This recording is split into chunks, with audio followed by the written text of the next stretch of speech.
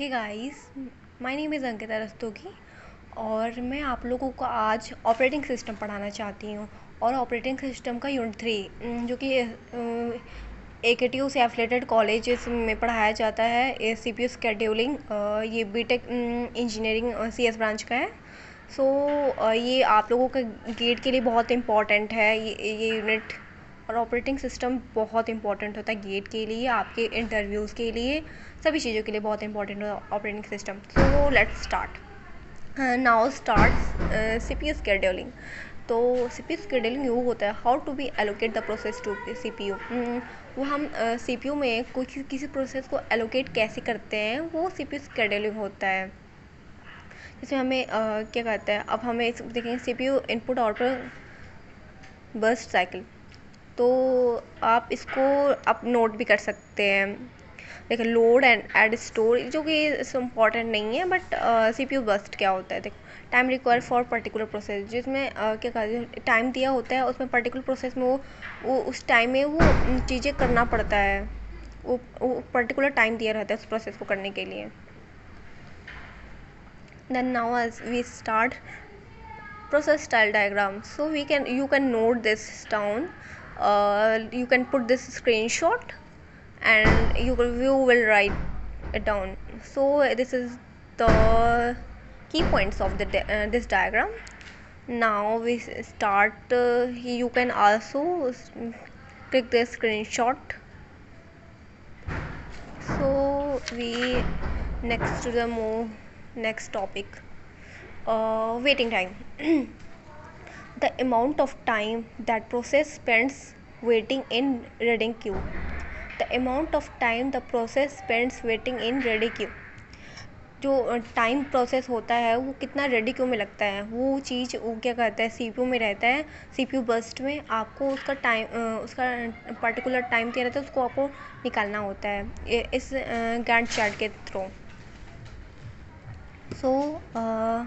हम अब निकालते हैं। पहले हम FCFS से ट्राई करते हैं, ठीक है। तो क्योंकि वो सबसे इजी होता है और वो FCFS होता है जो नॉन प्रीएम्पशन पार्ट होता है।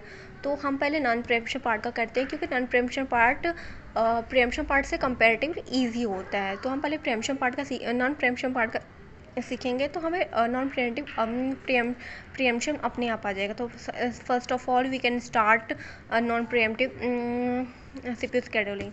सो let's start FCFS, first come first serve. FCFS process CPU burst P0 P0 दिया है, P1 P2 P3। CPU burst दिया 3 7 2 6। फिर हम लोग इसका गांट चार्ट बनाएंगे। फिर देखेंगे क्या कहते हैं P0 है 3 बार में CPU बर्स्ट इसकी क्या कहते हैं CPU बर्स्ट 3 बार में आई, तो यहाँ पे 3 लिख देंगे। फिर P1 7 बार में, तो 7 क्या कहते हैं 7 क्या है, तो 3 में से 7 काउंट करेंगे 10 हो जाएगा। P1 फिर उसके बाद P2। ये एकदम सिंपल वे है, जैसे जैसे आया है वैसे वैसे करते जाते हैं। आपको सबसे ज़्यादा दिक्कत आपको होगी प्रीएम्पशन पार्ट में, SRTF, round robin, what ever that's come in future topic. P2 का देखते हैं। P2 की CPU बर्स्ट 2 है। 2 हम यहाँ पे 10 हो गया, 10 में से 2 काउंट करेंगे 12 हो जाएगा। फिर P3 की वैल्यू 6 है, 12 में से 6 काउंट करेंगे 17 हो जाएगा। So you can learn the FCFS process.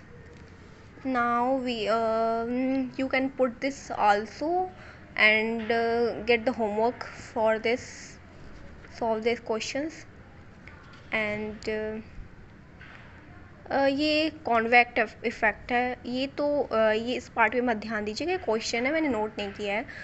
Conway effect इसका ही पार्ट होता है, FCFS का ही पार्ट होता है Conway effect. When the larger process is followed by smaller process which takes less time in CPU, still it takes more time to process, which is known as conway effect. अगर FCFS में क्या कहता है, जब arrival time ज़्यादा हो जाता है तो उसके लिए कॉन्वे इफेक्ट लगता है कि हमें कौन सा हमें पहले चलना पड़ेगा, क्योंकि हम ट्राई करते हैं ना, सबसे छोटा से छोटा एलिमेंट हम लेने का ट्राई करते हैं।